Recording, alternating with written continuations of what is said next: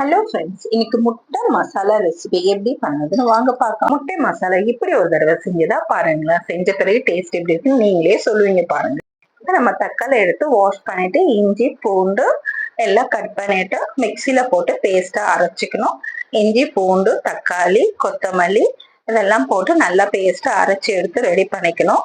உங்களுக்கு காரம் நல்லா சாப்பிட்றதா இருந்தா 2 பச்சை மிளகாய் கூட போட்டு அரைச்சி எடுத்துக்கலாம். முட்டை இந்த மாதிரி வேக வச்சு ஸ்லைஸா கட் பண்ணி எடுத்து ரெடி பண்ணி வச்சுக்கணும். இந்த மாதிரி கட் பண்ணி நம்ம ரெடி பண்ணி வச்சுக்கணும் முட்டை.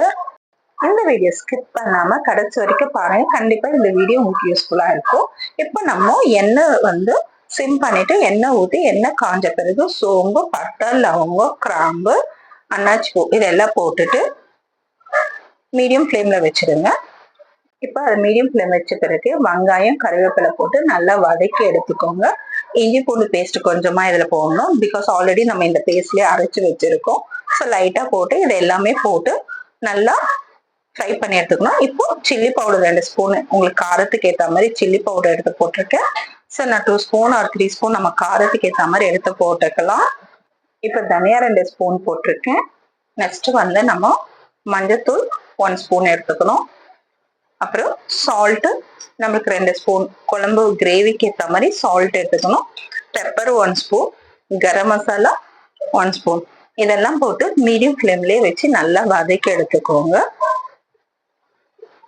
நம்ம காரத்துக்கு ஏற்ற மாதிரி போட்டுக்கினா போதும். காரம் ஏன்னா கிரேவியா பண்ணுறதுனால நல்லா இருக்கும்.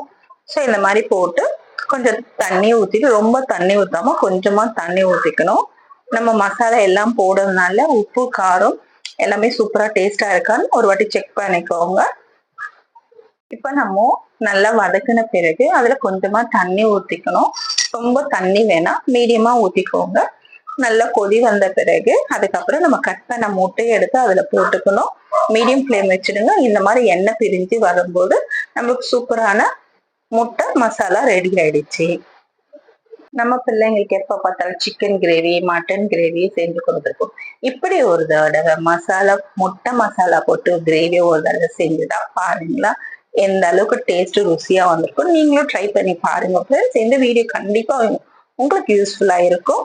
இப்ப நம்மளுக்கு சுவையான முட்டை masala gravy ready.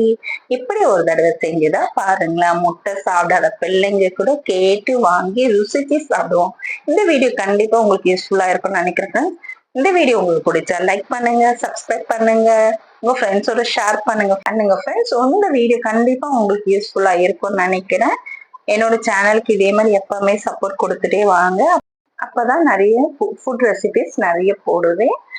Food recipes மட்டும் போடல, நிறைய விஷயம் பார்லர் சம்பந்தப்பட்ட விஷயமும் போட்டிருக்கேன், ஃபுட் ரெசிபியும் போட்டிருக்கேன். ஸோ யாருக்கு எது பிடிக்குதோ எனக்கு லைக் பண்ணிட்டே வாங்க. இதே மாதிரி சப்போர்ட் கொடுங்க ஃப்ரெண்ட்ஸ். பாருங்க இந்த அளவுக்கு சூப்பரா முட்டை மசாலா கிரேவி ரெடி ஆயிடுச்சு பாருங்க. நீங்களும் ஒரு வாட்டி ட்ரை பண்ணி பார்த்துட்டு இந்த மசாலா கிரேவி எப்படிதான் வந்திருக்குன்ட்டு எனக்கு கமெண்ட் பண்ணுங்க ஃப்ரெண்ட்ஸ். இப்பெல்லாம் நம்ம பிள்ளைங்களுக்கு டெய்லி சமைச்சு கொடுத்த பிள்ளைங்களுக்கு போர் அடிக்குது. ஸோ இந்த மாதிரி different types of food recipe பார்த்து ட்ரை பண்ணுங்க ஃப்ரெண்ட்ஸ். கண்டிப்பா இந்த வீடியோ உங்களுக்கு யூஸ்ஃபுல்லா இருக்கும்னு நினைக்கிறேன். இதே மாதிரி சப்போர்ட் பண்ணுங்க. நம்ம நெக்ஸ்ட் வீடியோல சந்திக்கலாம். Thank you, bye friends.